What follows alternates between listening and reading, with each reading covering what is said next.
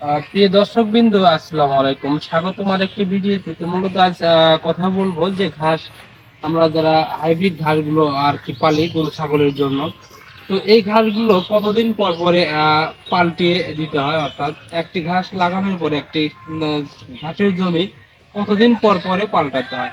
তো মূলত এবং বুঝবেন কিভাবে যে এখন ঘাস পাল্টাতে হয়। যে দর্শক দেখতে পাচ্ছেন যে এগুলো কিন্তু লিপিয়ান ঘাস রয়েছে।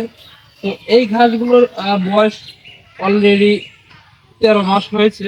তো চাইবেন যে সর্বোচ্চ 1.5 বছর, অর্থাৎ 16 থেকে 17 মাস পরে আপনি নতুন ভাবে ঘাস পাল্টিয়ে দিতে পারেন। তো বুঝবেন কিভাবে? তো আমি এখানে দেখাচ্ছি যেগুলো ঘাসের মোতা বা ঘাসের গোড়া, আমরা যেটাই বলি না কেন। তো আমরা যখন প্রথমে এই ঘাসটি লাগিয়েছি, তখন কিন্তু দেখেন ঘাসের এই যে গোড়াটা,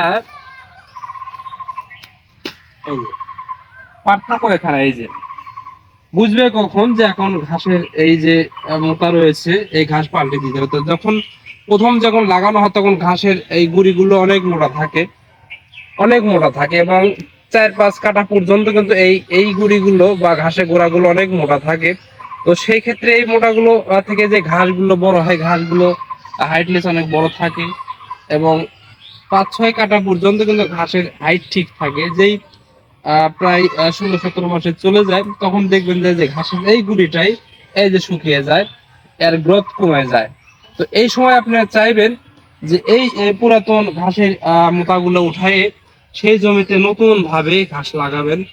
তো দেখতে পাচ্ছেন এখানে কিন্তু এই যে আগে কিন্তু অনেক বড় ছিল, প্রথম যখন লাগাচ্ছিল, এখন কিন্তু অল্পতেই ঘাসের এই যে বীজ চলে আসছে, হাইটটাও কমে আসছে এবং ঘাসের যে ঘাসের যে ইয়াটা রয়েছে, অর্থাৎ অনেক ছিল হয়ে গেছে। এই গাছগুলো দেখেন অনেকটাই ছিল হয়েছে বা খুশি, এই কুশিগুলো কিন্তু অনেকটাই যে চিকন হয়ে গেছে।